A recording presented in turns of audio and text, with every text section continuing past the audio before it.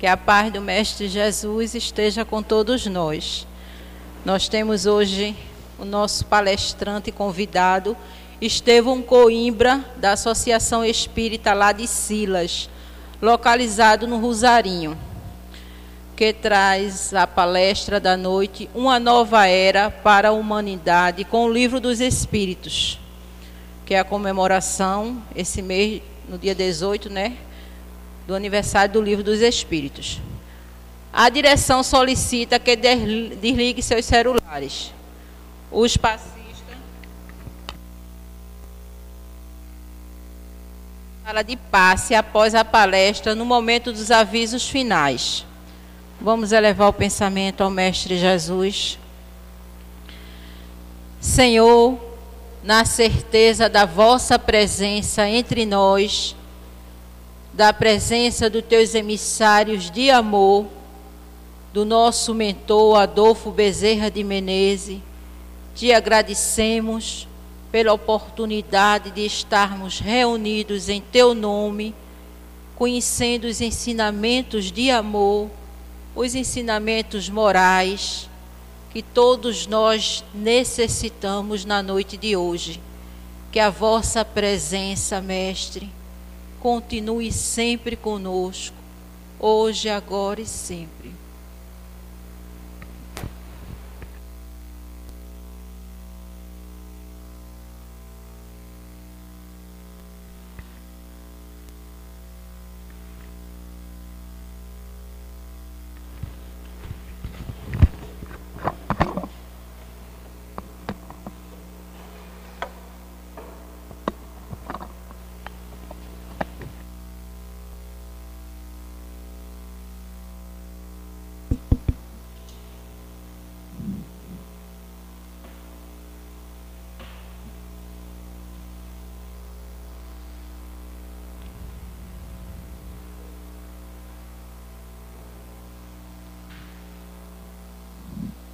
Caríssimos amigos e irmãos, que nos abençoe o amigo incondicional de todas as nossas horas,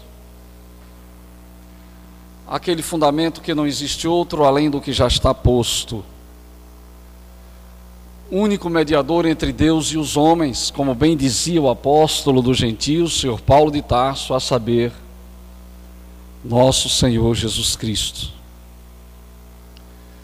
Que essas bênçãos de paz e de muita harmonia se projetem sobre as nossas consciências, a fim de que nesses instantes possamos mergulhar no bojo íntimo de sua estrutura e aí descobrirmos definitivamente as leis excelsas e sofismáveis e eternas do nosso Pai Criador, o nosso Deus, e descobrindo-as, possamos pô-las em prática no dia a dia de nossa existência.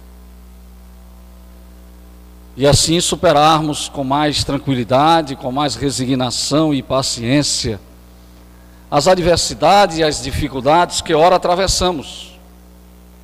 Todos nós, sem dúvidas. Porque afinal de contas, não podemos esquecer, diz os Espíritos, todos nós estamos convivendo e mergulhados no plano de expiações e de provas, expiando os débitos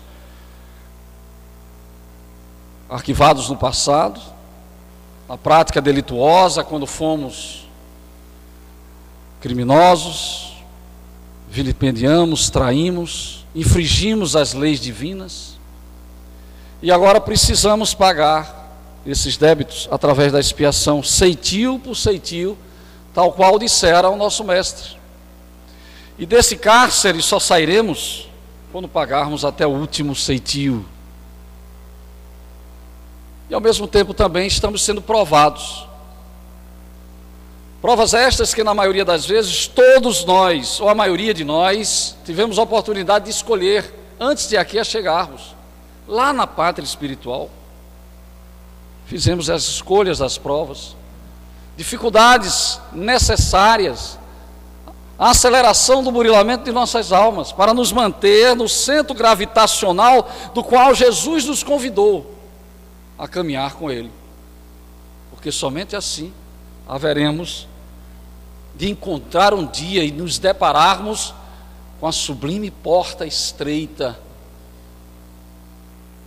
que haverá de se abrir diante de nós, descortinando o infinito de esperança, de paz e de felicidade para cada um de nós. Que continue Ele a nos abençoar hoje e sempre.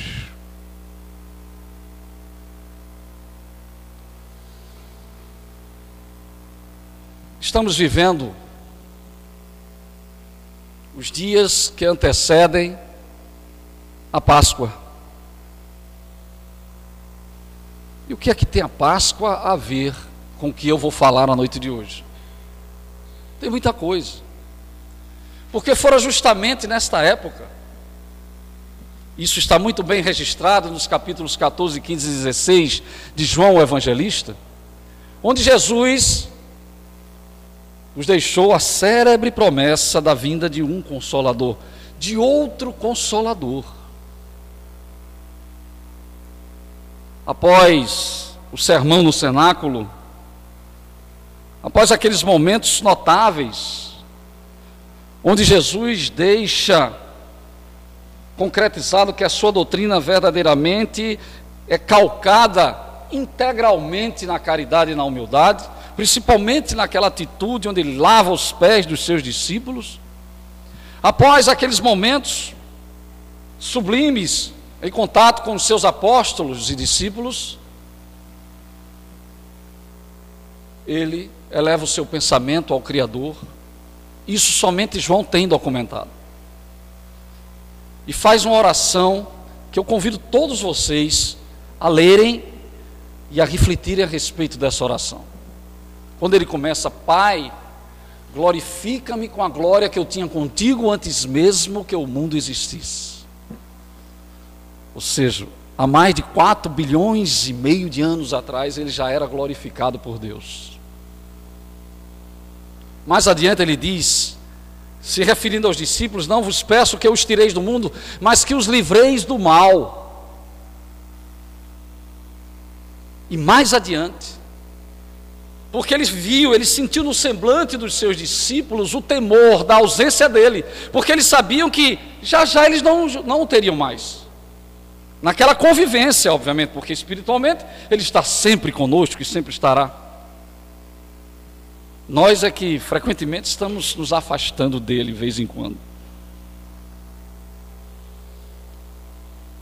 E observando, obviamente, no semblante dos seus apóstolos e discípulos, esse temor, ele dirige-se para eles e diz: não vos deixarei órfãos. Rogarei ao Pai, este vos enviará outro Consolador, que reviverá tudo o que eu vos ensinei e dirá muito mais do que eu não posso vos dizer agora, porque se eu vos dissesse, não compreenderias, não suportarias.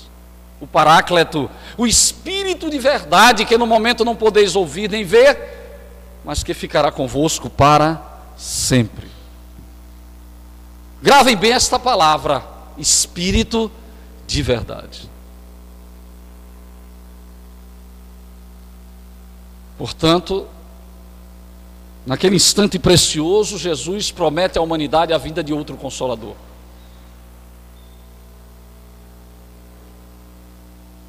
Quando este Consolador viria? Para alguns religiosos cristãos, porque sabemos que no cristianismo há várias facções religiosas: protestantismo, catolicismo e nós espíritas, que somos cristãos. Para algumas religiões cristãs, eles acham que o Consolador apareceu justamente naquele instante, daquele fenômeno coletivo mediúnico que se deu no dia de Pentecostes.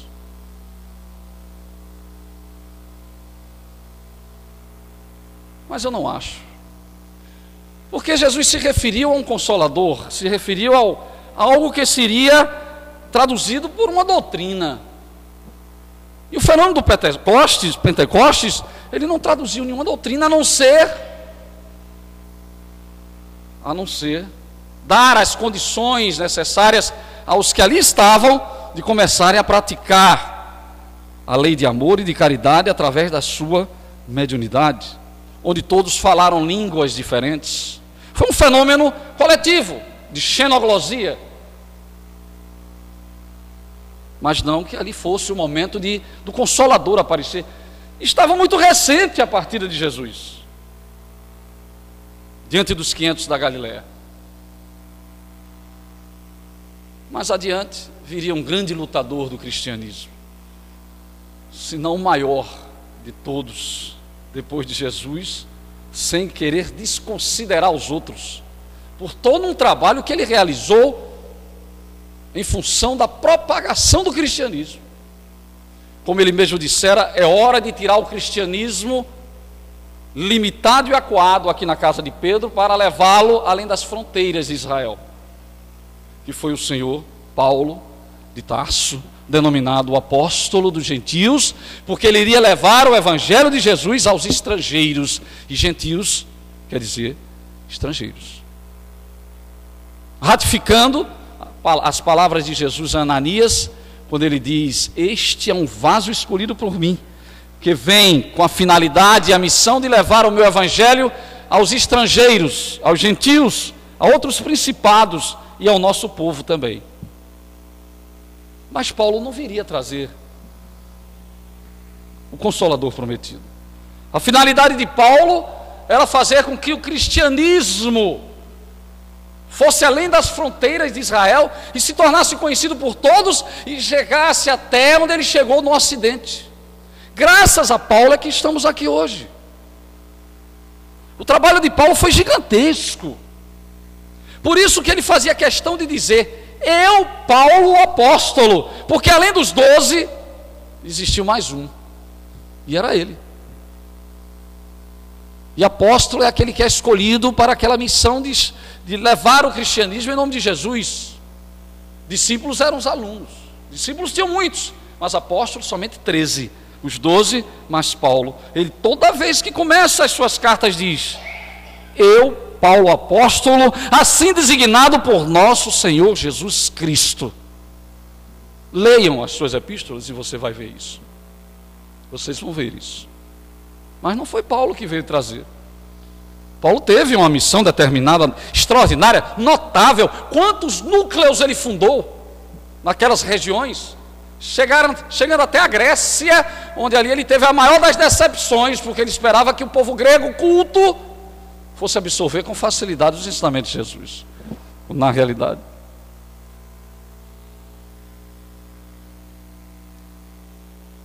foi ao contrário. Quando ele faz aquele discurso ao Deus desconhecido ali no Areópago, onde ele estava vazio, no Panteão, ele faz o seu discurso ao Deus desconhecido, mostrando a realidade sublime da divindade. Mas muitas pessoas que ali estavam não se impressionaram, porque se achavam maiores do que ele, pela vaidade, pelo orgulho, que muitas vezes o conhecimento exacerbado traz nas criaturas, quando falta-lhe a humildade. Foi muito difícil fundar um núcleo na Grécia. Ele que tinha sido educado por grandes educadores gregos em Tarso, por isso que ele sabia escorreitamente o grego.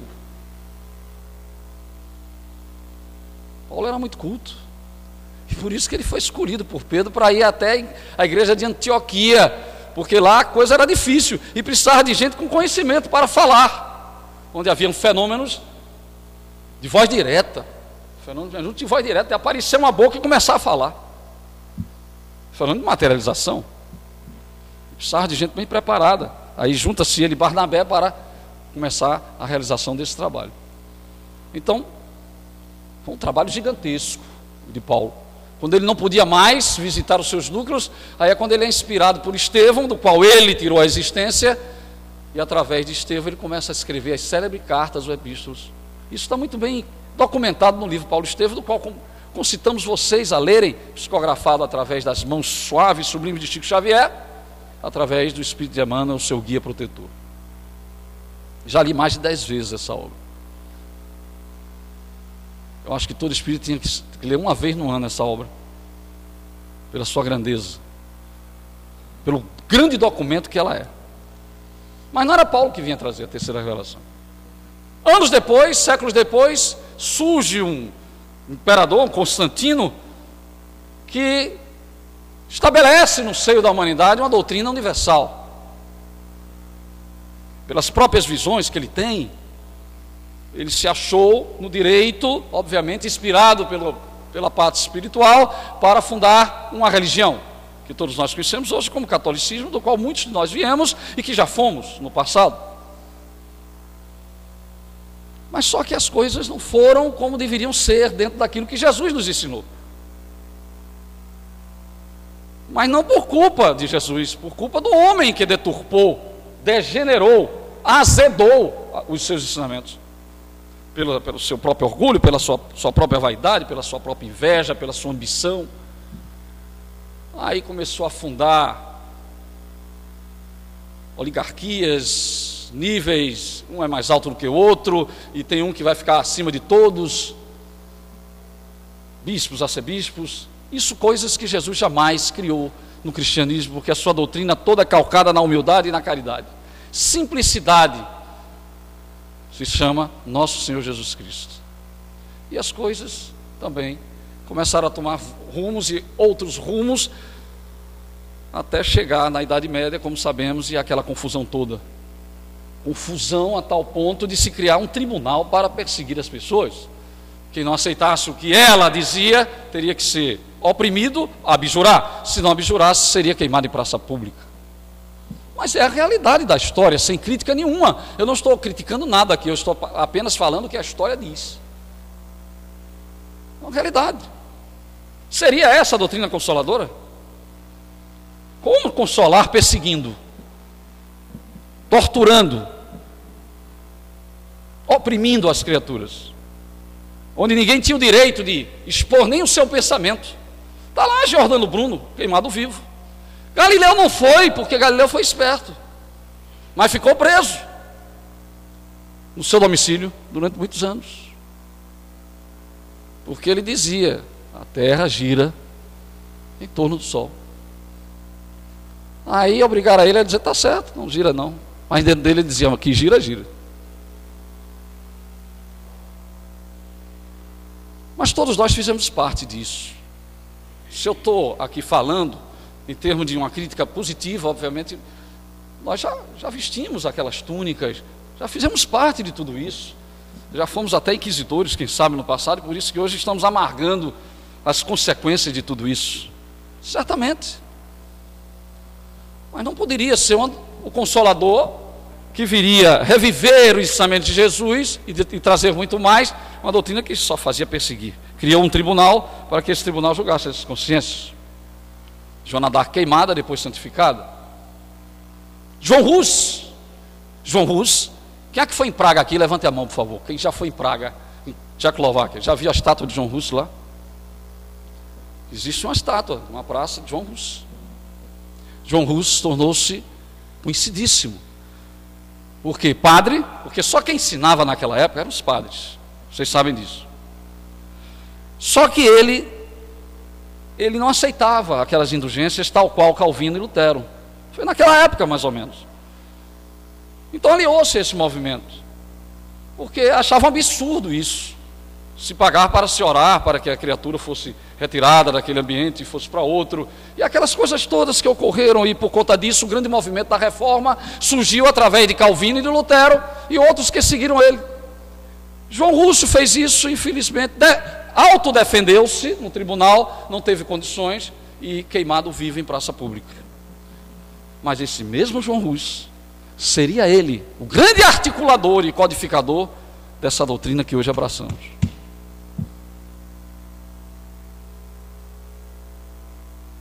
E que já tinha sido um sacerdote druida nas Gálias, e que tinha o nome de Allan Kardec.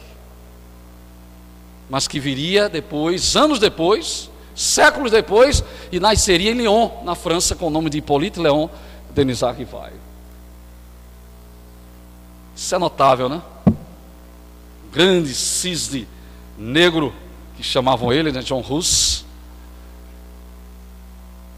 deixa o corpo físico naquela época para aliar-se de novo às falanges do Cristo e se preparar alguns séculos para retornar nessa grande tarefa de trazer a doutrina consoladora prometida por Jesus. Mas até que isso acontecesse, muitas águas rolaram debaixo da ponte. Muitas. Quem nascesse com o olho de cor diferente era considerado filho do diabo. Tinha que ser queimado vivo. Só precisava isso. Nascer ruivo, já se olhava com os olhos, sujeito ruivo naquela época. Imagine um síndrome de Down. Ou então, débil mental, uma criatura que tivesse essas doenças que todos nós conhecemos hoje como paralisia cerebral. Eram considerados filhos de... Não era de Deus, porque Deus não faz isso. Eles diziam. E agora? E sofriam perseguições. E se fosse de encontro à sua doutrina como judeus, ai, como sofreram os judeus. E como têm sofrido os judeus no transcurso de séculos. E como sofreram os judeus. As perseguições, nós sabemos disso. Porque achavam que eles eram culpados da crucificação de Jesus. Tanto é que quando queriam xingar alguém antigamente, eu me lembro quando era criança, você é um judeu. Eu não sei se vocês se lembram disso. Eu era criança, eu me lembro muito. Você é um judeu. Porque você fez mal a Jesus. E a gente sabe que não é assim. Então vejam que judiação, vem de judeu, né? Judiação, certamente deve ser. Interessante essa sua colocação. Então, as coisas foram caminhando até que chega-se o século XVIII. Grandes movimentos começam a despertar a Europa, principalmente no seio da França. Vejam como a França foi importante. Porque tudo que acontecia na França se espalhava para o mundo. Era o foco, era o centro do universo naquela época. Napoleão veio com uma grande missão, mas infelizmente deu umas escorregadas para ali, outras para lá, e se envolveu demais com o poder e terminou caindo de ladeira abaixo, e a gente sabe disso. Mas muitas coisas úteis ele deixou na França, no que concerne à educação, a parte do direito, dos direitos inclusive humanos, né? Os direitos humanos. Inclusive existe um encontro dele narrado por Humberto de Campos com Kardec, antes de Kardec reencarnar. Na hora que ele está dormindo, o espírito dele se encontra lá com Kardec e conversam, trocam ideias a respeito de tudo que iria acontecer, porque ele seria importante para a preparação de tudo que iria acontecer adiante. Há o grande movimento revolucionário na França, igualdade, fraternidade e liberdade. E aí grandes homens surgem, verdadeiros João Batistas, Montesquieu, Diderot, Quesnay, Jean-Jacques Rousseau, Voltaire. Quem já ouviu falar em Voltaire aqui? Grandes pensadores que não tinham medo de falar e dizer as suas opiniões no campo filosófico, e encaravam de frente o pensamento tacanho e ilimitado da própria igreja. Muitas vezes Voltaire saiu correndo da França, porque senão era queimado vivo. Tinha que se refugiar. Como alguns tinham grandes amizades com os grandes poderosos príncipes da época e reis, aí não acontecia esse problema, como foi o caso de Lutero, né? Mas se não tivesse, a coisa era difícil, porque os pensamentos, eu não sei se é Diderot, aquele livro A Religiosa, é uma crítica que ele faz na época de uma menina que fica grávida e que é mandada para um convento, que não é fácil, a religiosa. Diderot. Então são os grandes e denominados enciclopedistas, homens de grande e alto conhecimento, espíritos preparados para amadurecer a ideia na mente humana de que era preciso que aquele poder dominante na França caísse. E no dia 14 de julho, a Bastilha cai e começa o grande movimento revolucionário, que infelizmente Robespierre e outros não souberam levar como deveriam, se aproveitaram também do poder, como muitos fazem quando estão lá. É como dizia Abraham Lincoln, né? Você quer conhecer alguém? Dê poder a ele. Dê poder a ele que você vai ver o que é que ele é. Também Robespierre, aquele que iniciou e que estava dentro lá do movimento, do grande movimento, terminou degolado também, guilhotinado. Mas esse movimento foi muito importante, que incentivou a libertação de muitos outros países. Muitos outros. A França teve muita influência, ainda existe muita influência da França, não tão grande como antigamente. Naquela época era maior. Por isso que o Consolador teria que surgir lá, na França. Apesar de hoje você encontrar a dedo um espírita, ou um centro espírita que exista lá, porque não existe. Porque a maioria do europeu, ele não é muito místico não, ele é muito materialista na realidade, a maioria. Eles não se ligam muito à religiosidade, quem foi para a Europa sabe disso. Às vezes por conveniência, diz esse, não é? Estão ali perto do Vaticano, aquela coisa toda, aí é uma conveniência. Mas para praticar mesmo, para ser um religioso mesmo, ter esse sentimento nato dentro de si, como nós brasileiros temos, é diferente. O nosso sentimento é um sentimento aliado ao sentimentalismo religioso, ao sentimento religioso, da religiosidade. Veja quantas religiões tem aqui e que são levadas adiante muito a sério, seja o catolicismo, seja o protestantismo, seja o espiritismo. E onde existe a maior comunidade de espíritas no mundo? Aqui no Brasil. Mas aí, depois de todo esse movimento, aí surge a grande estrela, viria das altas paragens espirituais, um dos mais lúcidos discípulos de Jesus, diz Emmanuel no livro A Caminho da Luz. Anota esse livro, A Caminho da Luz. Um dos mais lúcidos discípulos de Jesus desceria do alto, indicado por ele, diretamente. Jesus indicou ele. Aí se pergunta, Jesus indicou aquele, por que não indicou o outro? Porque aquele era aquele que tinha o perfil necessário para concluir o trabalho, para se sair bem naquele trabalho. Porque é interessante, a gente vai chegar a um ponto de evolução onde todos nós estaremos no mesmo nível. Agora os perfis são diferentes, nós manteremos o nosso perfil. Não pode haver igualdade de perfis. Vai haver igualdade de objetivos, de propósitos, de afinidades. Mas aquele tem mais jeito para aquilo e aquele também. Mas isso não modifica de vocês estarem no mesmo patamar. Isso é que é interessante no contexto evolutivo. Só que ele tem esse perfil de um espírito profundamente conhecedor de todos os assuntos, não era superficialmente, não, era profundamente. Ele conhecia tudo profundamente. Onde ele iria enfrentar uma batalha esta que ele levaria a transformar assuntos altamente complexos, onde a humanidade vinha perseguindo há séculos, e transformá-los e sintetizá-los a tal ponto dele não perder a sua compreensão e o seu elan. Você sintetizar uma coisa, ele não perder o seu sentido, ao contrário, ficava mais compreensível ainda a síntese que ele fazia. Isso é que eu acho notável nesse espírito. Você pega a introdução dessa obra, Livro dos Espíritos, do qual estamos homenageando hoje, você fica, meu Deus, que espírito notável era esse? A introdução escrita integralmente por ele.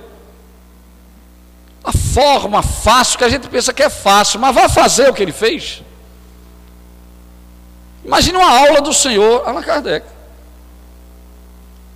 Porque uma coisa é você ter grandes conhecimentos e não saber transferir. Outra coisa é você ter grandes conhecimentos e saber transferir. Com simplicidade e objetividade. Por isso tem gente que tem ojeriza a matemática, ojeriza português ou a qualquer outra matéria, porque pegou logo um professor enrolado. Apesar dele conhecer bem, mas era enrolado. Aí começou mal o aluno. Mas se você pega um professor, como era Roberto Pereira, que eu estudei no Radier, bota tempo nisso. Roberto, magrinho, chegava, entrava na classe, já todo mundo já ria pela forma dele assim. Ele hoje está diferente, gordo, mais velho, né? Às vezes me encontro ele na jaqueira, ele não se esquece dos alunos, é interessante. A forma que ele ensinava matemática, e eu já gostava de matemática, porque sempre tive sorte de pegar bons professores de matemática. Era fantástico. Todo mundo saía sorrindo da aula, entendendo o que ele expunha. E ele sabia fazer isso, senhor Hipólito. Então, esse grande espírito desce das altas paragens, essa estrela sublime desce das altas paragens espirituais, junto ao Cristo, para nascer no dia 3 de outubro de 1804, na cidade de Lyon, uma cidade não menos conhecida do que outras, porque Lyon tornou-se conhecida pelos martírios praticados contra os cristãos. Porque Roma tinha várias cidades balneárias, Pompeia, inclusive, era uma delas. E Leão também era uma delas. O deles lá tinha suas arenas para colocar os cristãos para serem queimados ou então lançados às feras. Isso é muito conhecido. Leia um livro, anote de novo aí. Ave Cristo. Psicografia de Chico através de Emmanuel. São 5 obras. Há 2000 anos, 50 anos depois, Paulo Estevão, Ave Cristo e Renúncia. Quem não leu essas obras vai chegar no mundo espiritual e vão cobrar. Viu? Mas você, espírita, não leu essas obras? Mas não é em termos de obrigação não, porque é em termos de enriquecimento, de afinar os nossos sentimentos. Cada obra dessa que a gente lê, a gente afina os sentimentos, porque são coisas notáveis, extraordinárias, maravilhosas, e que Emmanuel tem uma linguagem de uma forma que ele se expressa que não tem esse que não se comova. Por isso que teve gente que disse, mas por que não colocaram o Chico Xavier para receber o imortal, o título de imortal na Academia Brasileira de Letras? Porque ele sabia o que não era de Chico. Chico fez até o 4º primário. Se fosse mais adiante, iam aceitar a comunicabilidade dos espíritos, que eles relutam contra isso, mas sabem que existe. Que isso é coisa muito antiga, desde os velhos testamentos. É muito antiga. E não vai deixar de existir, porque todos somos médios. E esse espírito nasce numa família, pessoas íntegras, de magistrados, é logo levado ao Instituto de Verdun na Suíça, onde tinha como principal diretor o seu Johann Pestalozzi, e nesse contato absorve, já vai se preparando para tudo que viria mais adiante. Com 18, 19 anos de idade, já começa a publicar seus livros, depois de sair do Instituto de Verdun, já se torna conhecido como grande educador, porque a fase de Kardec foram 2, educador da humanidade e grande missionário da humanidade. Educador como Hipólito, Leon Denisard Rivaio, missionário como Allan Kardec. Depois a gente fala porque ele colocou o nome Allan Kardec. Eu sei que a senhora está querendo saber e tal. Mas tornou-se conhecido como grande discípulo de Johann Pestalozzi. Ele sempre assinava no frontispício obra de orientação de aritmética para os pais, para facilitar os estudos com os filhos. Assinado Hipólito Leon Denisard Rivaio, discípulo do senhor Johann Pestalozzi. Não por vaidade dele, mas para enaltecer o mestre. O mestre que dizia que educar só com amor. Não existe educação sem amor. Por conta disso é que aconteceu isso que aconteceu agora aí nessa festa de 15 anos. Porque não estão tendo amor. Essa mocidade de hoje não está tendo amor dos pais. Aí a gente pensa que isso é o pessoal da periferia, o pessoal das palafitas. Não, é classe média. Os grandes crimes, abrindo aqui um parênteses, estão acontecendo dentro de casa. Está aí um caso em São Paulo agora, em São Paulo, no Rio Grande do Sul, não sei onde foi. Uma criancinha bonitinha. Outro caso. Não se espantem com isso, mas é o ser humano que não procurou se adequar a essas realidades sublimes que estão conosco há mais de 2000 anos. E que prefere se agarrar às coisas vinculadas ao mundo das formas, aquilo que é para ele palpável e verdadeiro. Mas quando vem a morte física, aí ele vai ver o que é bom. Aí começa a se aperrear do outro lado. Claro. Não se engane não. Perturbação, a quantidade de espíritos perturbados que saem todos os dias aqui da Terra, é uma quantidade muito grande, diz os espíritos. Por conta da falta de preparação para esses instantes, para enfrentar a verdadeira vida, que é a vida espiritual. Por exemplo de André Luiz, né? Quem não viu Quem não leu o livro viu o filme, quem viu o filme vai ver o livro, obviamente, porque o livro é mais completo. E aí, esse grande educador casa-se com 29 anos, com uma mulher 10 anos mais velha do que ele, Amélie Gabrielle Boudet, a doce Gabi, uma mulher culta, que ele conhece nos saraus de literatura, e os dois juntos começam a se tornar conhecidos. Ela ajudando ele ajudando ela, porque do lado do grande homem existe uma grande mulher. E do lado de uma grande mulher existe um grande homem.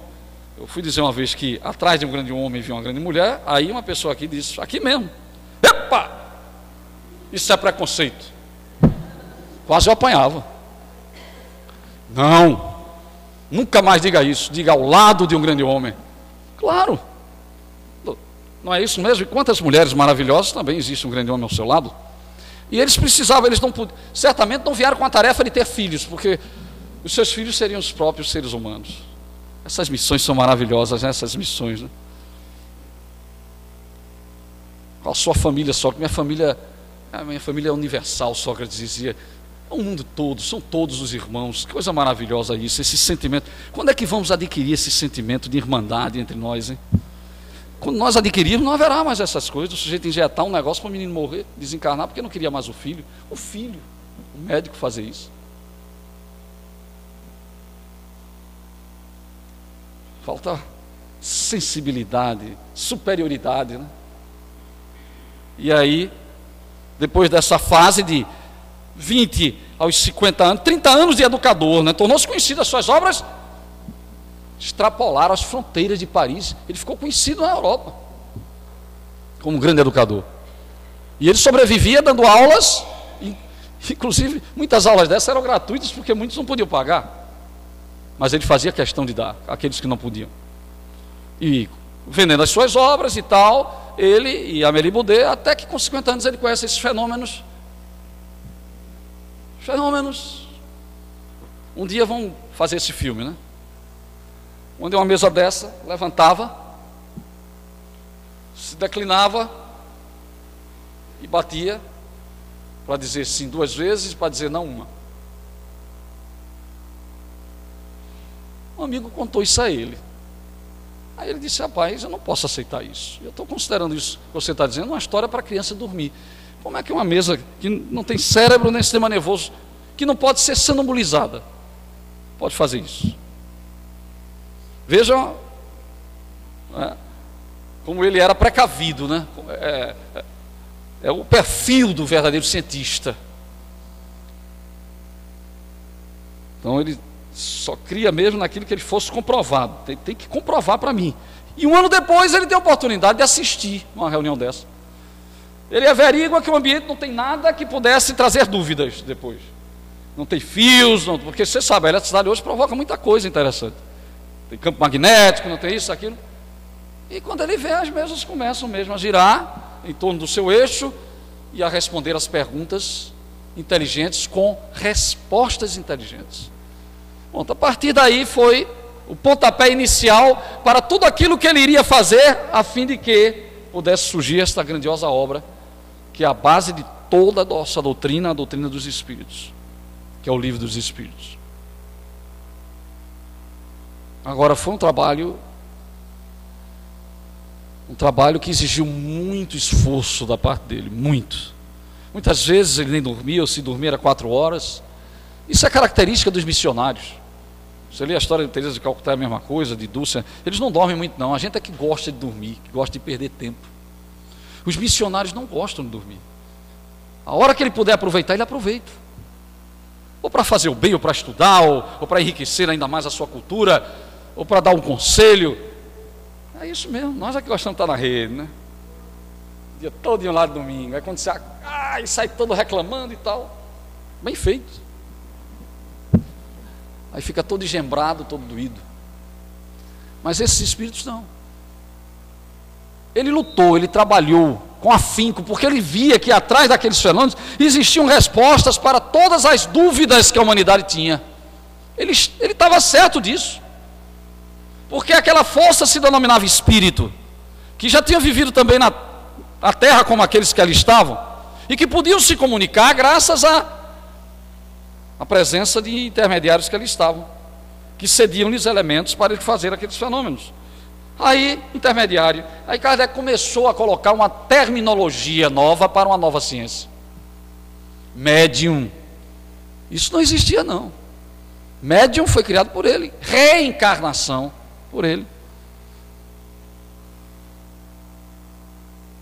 Transmigração progressiva, tinha metempsicose e outras coisas mais. Reencarnação, só com a doutrina espírita. São termos novos. E aí, entregam-lhe vários conteúdos em forma de cadernos, mensagens e mais mensagens, cedidos por uma médium chamada Hermance Dufour, outra médium chamada Jafé. E aí ele começa, além de fazer a triagem, que é um trabalho dificílimo, para saber qual a mensagem que iria se adequar mais a essas obras, e a finalidade do que o mundo espiritual queria, junto ao Espírito de Verdade, ele elaborava as perguntas. Perguntas estas que não são fáceis de fazer. Existe um sábio que dizia, Levi Strauss, né? Ele dizia: o sábio não é o homem que fornece as verdadeiras respostas, é sim o que formula as verdadeiras perguntas. Perguntas inteligentes, objetivas, e que ficariam conosco para sempre. Ele dá mostra disso a partir da primeira pergunta dessa obra: que é Deus? Quebrando integralmente o paradigma de Deus antropomórfico, do qual a humanidade vinha perseguindo há séculos. Barbudo, com o mundo nas mãos. Eu entrava, me lembro às vezes, entrava na igreja do Espírito, ficava até assustado com a minha babá. Via aquilo assim, aquele homem barbudo, aquele vitral, né? Não era assim, né? Aquele Deus em forma de homem. Que é Deus? Isso aqui é uma forma inteligente, né? Aí é a inteligência suprema, causa primária de todas as coisas. Eu desafio alguém a me mostrar uma definição tão objetiva e tão completa como esta. É a inteligência suprema. O que é inteligência suprema? Aquele que tem a capacidade de criar, de planejar, de administrar, de amar. Porque quem é inteligente sabe amar. Mas não, eu não estou dizendo a inteligência, intelectualidade não, essa que levou a minha vaidade não. Inteligência é outra coisa, que se confunde às vezes com intelectualidade. A inteligência verdadeira é aquela que está aliada à simplicidade e ao amor, como Jesus fez. É sabedoria, como falam os orientais. Essa é a sabedoria verdadeira, que Buda falava muito também. Então, depois desse trabalho incansável de reunir, de fazer a triagem, de fazer perguntas, quando ele faltava à reunião, ninguém ousava fazer uma pergunta, porque não sabiam fazer as perguntas que ele tão bem elaborava. Ele preparava as perguntas e já levava as perguntas prontas de casa. Aí, depois de 23 meses, desde 1854, 55, quando ele foi à primeira reunião na casa da senhora Plane Maison, até surgimento, até a publicação dessa obra, que se deu a 18 de abril de 1857, foram 23 meses. Menos de 2 anos. Veja que ele tinha que ser rápido, porque urgia o tempo. E era preciso que a coisa fosse verdadeiramente, a missão fosse verdadeiramente concretizada. Era a época da missão ser concretizada naquela época. Tanto é que ele diz: e se eu falhar? Já tem outra aqui, que isto haverá de te substituir de imediato. Já tinha gente lá esperando, mas sabiam que ele não ia falhar. Tá, aqui mesmo tem uma pergunta sobre essa. Quando é escolhido diretamente assim, principalmente por espíritos como Jesus, ele já escolhe e tem a convicção e a certeza de que ele não falhará. Por isso que eles dizem: nós conhecemos a solidez de tua convicção. Nessa obra aqui, ó, Obras Póstumas. Já está vendo, né? Obras Póstumas foi depois da sua partida, né? Após a partida de Kardec. Tem mensagens aqui que ele engavetava, porque eram elogios diretos da espiritualidade a ele. E ele não iria publicar, Por quê? Porque espírito superior, do nível de Allan Kardec e outros, eles são simples e humildes. Eles não têm interesse de se envaidecer, não, de soberba, não. Não existe soberba, não, entre eles. Existe simplicidade. Então ele gavetava e pegaram essas mensagens e colocaram aqui. De elogios rasgados. Sim, caro mestre. Um espírito da Jaez, um espírito de verdade. Sim, caro mestre. É chegada a hora de apresentar o espiritismo tal qual ele é, trazendo para todos nós as verdadeiras tradições do cristianismo. Principalmente quando ele foi publicar esta obra aqui, ó, o Evangelho segundo o Espiritismo, que homenageamos também esse mês, seus 150 anos, Sesc Centenário do Evangelho segundo o Espiritismo, que se deu justamente em abril de 1864, a sua publicação. Mas como a finalidade é essa aqui, o Livro dos Espíritos, que é a obra básica. Depois de muito trabalhar, labutar, de muito sacrifício e luta, ele lança para o conhecimento de todos, no dia 18 de abril de 1857, o Livro dos Espíritos, que surgiu, primeiramente, com 501 perguntas, em 3 partes, para depois ser totalmente complementada e refundida em 1860, com as 1019 perguntas, do qual nós conhecemos hoje. Nesse processo de maêutica, já ouviram falar nisso, né? Processo muito aplicado por quem?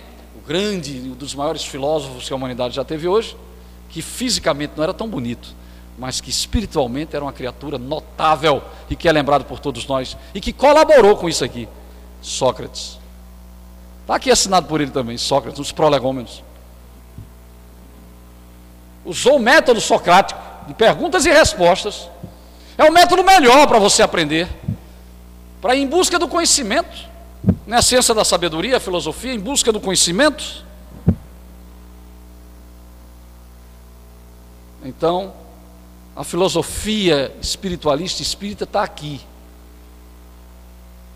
Se queremos verdadeiramente ser espíritas, temos que conhecer de ponta cabeça, como diz o paulista, o que está aqui. Ou de cabo a rabo, como a gente diz, né? O que está aqui nessa obra. Porque é a obra básica. É a obra básica. Eu me lembro que Joana de Ângeles, Divaldo, você precisa ler mais uma vez o Livro dos Espíritos. Leu. Tá bom, Joana? Não, leia de novo. Leu. Tá bom, Joana? Não, leia de novo. A terceira vez ele já estava. E agora, Joana? Agora você vai começar a estudá-lo. Divaldo Pereira Franco, o maior tribuno espírita que a humanidade já conheceu até hoje.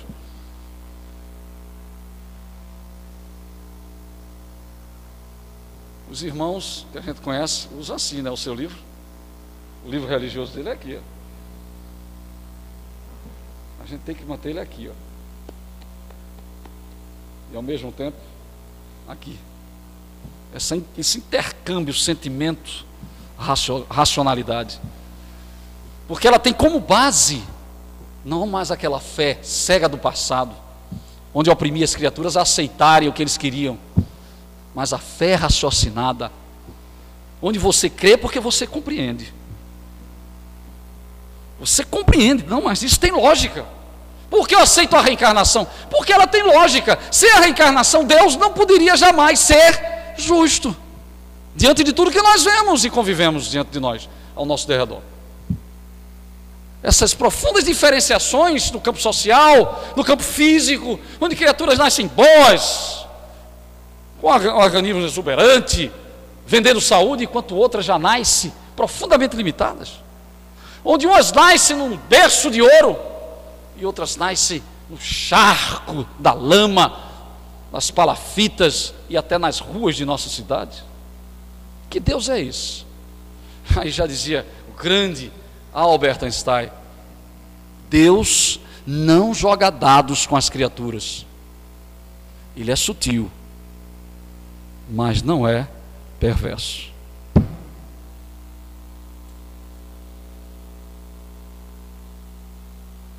Mas é lógico, as nossas co-irmãs, o catolicismo aceitava a reencarnação antes do concílio de Constantinopla, mas aboliu pela força e o poder dos príncipes e princesas e rainhas, que não queriam ser lacaios, nem negros, nem isso, nem aquilo.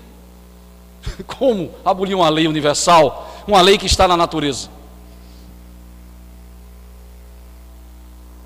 Um dia haverão de aceitar. Ah, mas a gente aceitava antes, agora a gente está aceitando de novo. Está aí.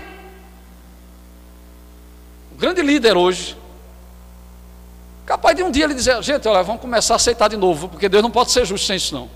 O grande Francisco, do qual eu admiro profundamente. Padre Fábio, um dia desse, muito parecido comigo, Padre Fábio, não é? Ele usou um termo que nós aplicamos. Ele não falou em morte, ele falou em desencarnação. Oi, já estão começando, é? Eles não fazem mais porque não podem, porque não deixam. Mas você hoje vai para um sermão, numa igreja, a gente sente que ele tem vontade, mas não pode. Já sentiram isso? Principalmente esses mais novos. Tem um tal de Damião aí que cura, ele bota a mão em cima da criatura e cura a criatura. E a criatura sente aquele poder, aquela força que vem dele. É Damião, o nome dele é Cosme, parece que é Cosme, né? Padre Cosme, um magrinho, cearense parece. Né? Mas foi aleijado. Botaram ele para lá, para cá, somente na época de Dom José, né? Essas coisas não podem. Mas isso é mediunidade. E quem não tem mediunidade? Todos eles têm também. Eu não estou criticando as religiões, não. Porque todos nós um dia haveremos de estarmos reunidos num só ambiente, num só objetivo. É como dizia Djalma de Faria, aos espíritas de hoje, os que serão amanhã. Por quê? Porque o que está aqui está na natureza. E ninguém pode fugir do que está na natureza.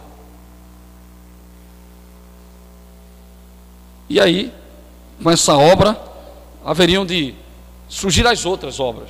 A básica, para o surgimento do Livro dos Médiuns, que é a parte científica, porque o Espiritismo ele se baseia no tríplice aspecto: ciência, filosofia e religião. O Espiritismo é ciência, sim. É uma nova ciência, como diz o Sr. Allan Kardec, que vem revelar ao homem, através de provas irrecusáveis, a existência e a natureza do mundo espiritual e sua relação com o mundo material.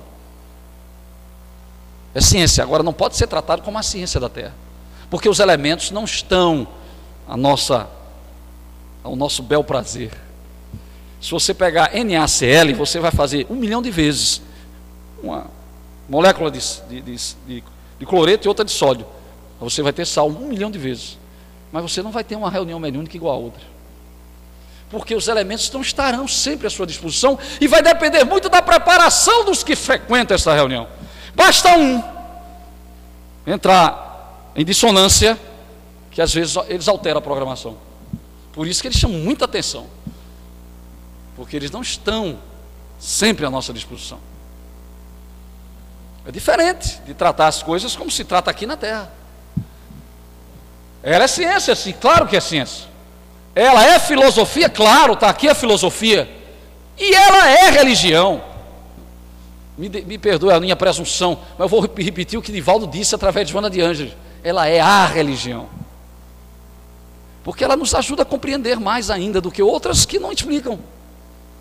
Porque diante do sufoco, muitos até duvidam de Deus, mesmo sendo religiosos. Mas não é possível, por quê? Haverá sempre a pergunta, mas por que o meu filho?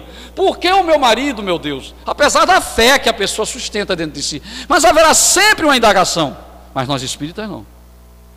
Se foi ele, é porque havia necessidade dele partir antes e eu sofrer as consequências dessa partida, porque algo eu fiz para estar sofrendo ela.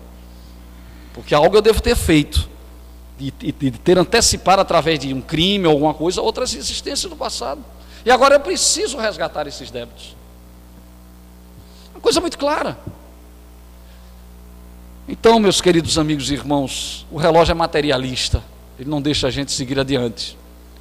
Mas aqui está a nossa homenagem a esta grandiosa obra, o Livro dos Espíritos.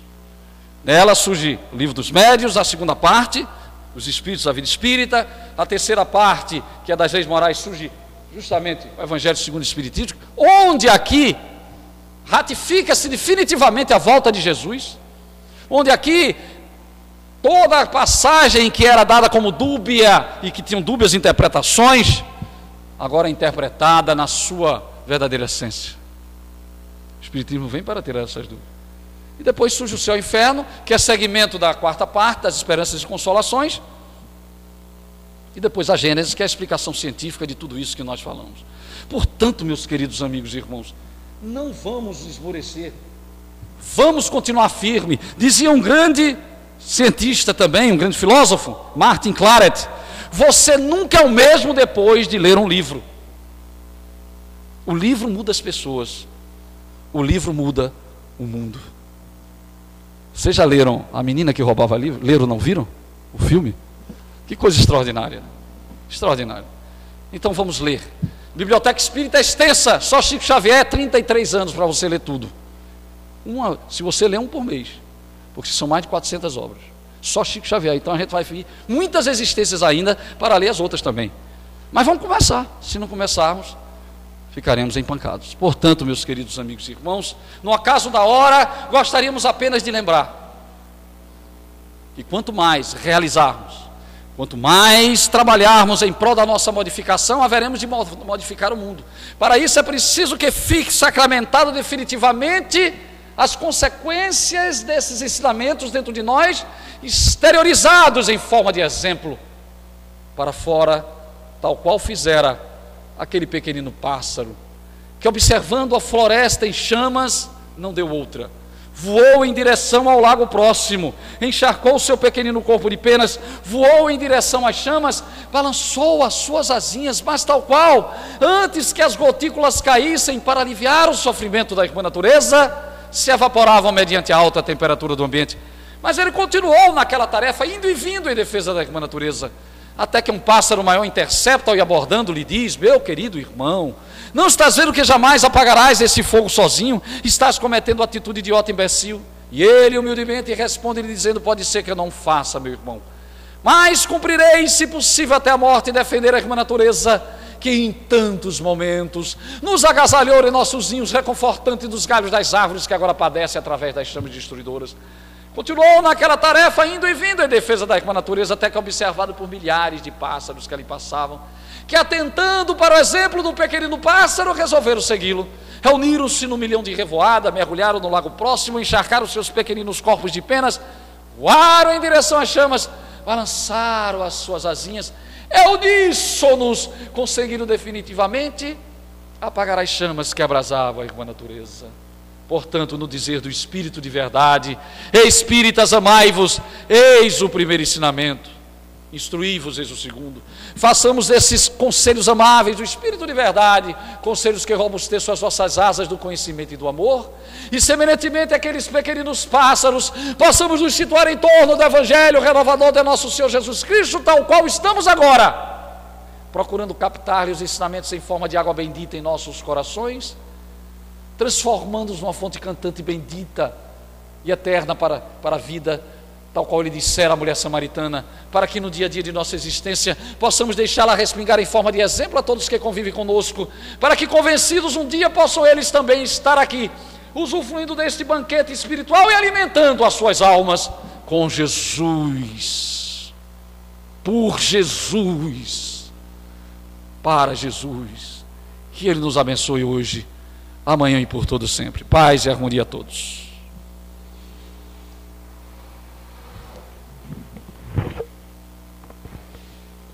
Agradecemos a presença do nosso irmão Estevão Coimbra, que ele leve o nosso abraço fraterno à sua casa espírita Lar de Silas, localizado no Rosarinho. Acesse o nosso site. O site da nossa casa é o www.casadosumildes.com, com transmissão direta de 2 reuniões por mês. E o website do Bruno Tavares, bruno-tavares.zip.net, com a TV e rádio espírita online 24 horas. E a parceria do Bruno com a revista O Consolador, uma revista semanal sobre espiritismo. Todo domingo, às 16 horas, temos a reunião da Mocidade Espírita. Os jovens compareçam e evangelização infantil. Tragam suas crianças. Amanhã, quarta-feira, às 19h45, teremos a reunião do tratamento espiritual. Todas as sextas-feiras, 20 horas, temos aqui na casa os estudos. Na primeira sexta-feira, temos André Luiz e a vida no plano espiritual. Na segunda sexta-feira temos Allan Kardec, o educador e o codificador. Na terceira sexta-feira temos Joana de Ângeles e a psicologia espírita. Na quarta sexta-feira temos a filosofia espírita na obra de Leon Denis e Herculano Pires. A campanha do quilo é no primeiro domingo do mês, das 8 às 11 horas. A visita às nossas vovozinhas é diariamente, a partir das 14 horas. Vamos elevar o pensamento.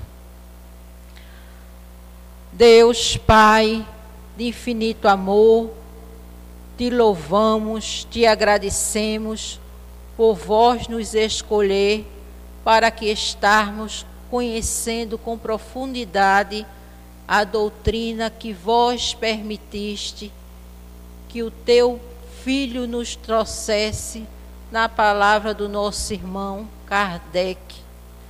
Que a vossa presença, Senhor, nos leve em paz, em proteção, de volta aos nossos lares.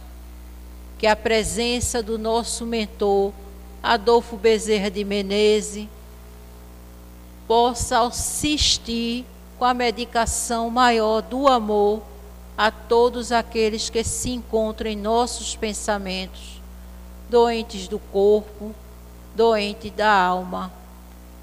Em teu nome, Mestre Jesus, que damos por encerrada a nossa reunião na noite de hoje. Que a tua paz sempre se faça conosco.